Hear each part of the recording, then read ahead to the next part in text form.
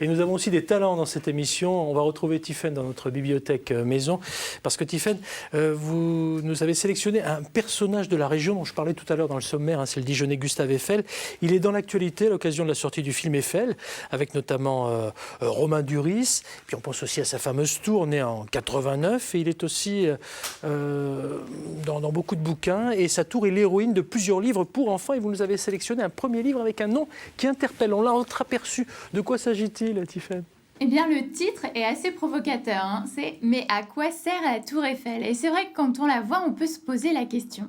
Les auteurs, Samir Senoussi et Thomas Bass, ont choisi ce titre pour remonter le fil de l'histoire de la fameuse Dame de Fer depuis le concours pour l'exposition universelle, donc en 1887, jusqu'à aujourd'hui. Et on s'est toujours demandé à quoi servait cette fameuse tour depuis son édification. Au départ, évidemment, c'était pour vanter le génie des ingénieurs français. Et puis, il a fallu lui trouver une utilité une fois que tous les Parisiens l'avaient visitée. Donc, elle a servi à l'armée, elle a servi à la télévision, évidemment. Mais finalement, on ne sait pas trop à quoi elle sert, cette tour. Alors, ce livre nous montre avec des dessins très drôles et très humoristiques à quoi elle pourrait bien servir. C'est un superbe livre pour les enfants à partir de 7 ans. Je vous le conseille, c'est très très drôle et c'est très instructif. Alors, une conclusion s'impose, évidemment. Cette tour, qui était surnommée au départ la tour de 300 mètres, sert surtout à faire rêver. Oui, puis c'est l'un des symboles de la France, un petit peu comme Miss France finalement, Julie. Exactement. Vous avez conscience d'être un peu la future tour Eiffel ? Oh, pas encore, mais c'est vrai qu'on s'en rend compte parce que Miss France, c'est une émission qui est vraiment regardée et suivie. Oui, et puis c'est surtout le rôle que vous avez par la suite, Oui. avec l'écharpe qui se transforme et d'un coup d'un seul... Toute notre vie se transforme avec. Voilà, la baguette magique, enfin parfois elle n'est pas toujours magique, mais permet de faire plein de choses.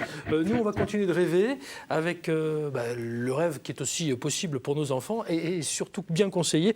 Il est indispensable selon les psychologues, Tiffaine. Donc il va falloir que vous nous parliez de cet album que vous avez dans les mains, dont l'héroïne est encore la tour Eiffel, c'est ça ? Et oui, et ça s'appelle le pyjama de la tour Eiffel parce que figurez-vous que la nuit, elle se met en pyjama. Mais vous ne le saviez pas. Jusqu'à 2043, elle l'enlevait avant l'aube. Mais un matin, les chats du quartier la découvrent avec son pyjama parce qu'elle décide de protester. Elle en a marre de devoir dormir debout. Alors c'est une histoire évidemment qui prête à sourire, c'est totalement onirique. Et elle a été écrite justement par une psychanalyste spécialiste des enfants, Claude Almos. Et les chats du quartier, les chouettes, tous les animaux décident de s'unir pour trouver une solution.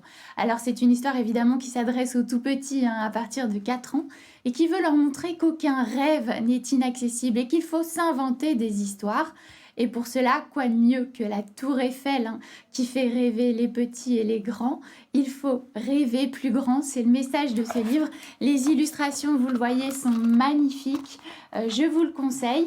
Voilà, c'est publié chez Casterman et c'est à mettre entre les mains des tout-petits. Et puis c'est signé Claude Almos, que je salue parce que j'adore, je sais pas, mais vous êtes de la même génération que moi, Tiffaine, vous vous rappelez certainement de Claude qui était psy chez Jean-Luc Delarue dans La Grande Famille, quand même.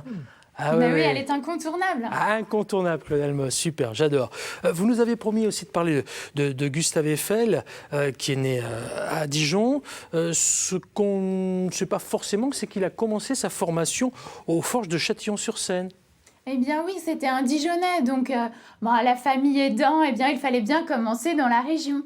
Et pour tout savoir de Gustave Eiffel, j'ai 2 ouvrages. J'en ai un à partir de 6 ans dans la magnifique maison d'édition Quelle Histoire, qui propose de dresser les portraits de tous les grands hommes, de tous les grands événements, et qui a édité un petit coffret avec ce livre sur la tour Eiffel.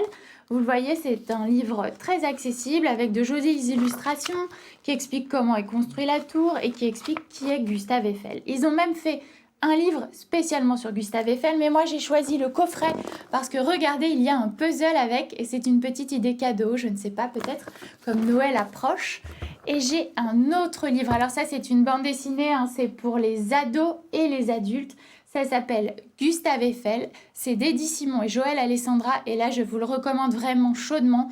C'est une biographie très riche qui explique tout le parcours du Dijonnais, sa famille, son attachement d'ailleurs pour les femmes de sa famille qu'il estimait énormément.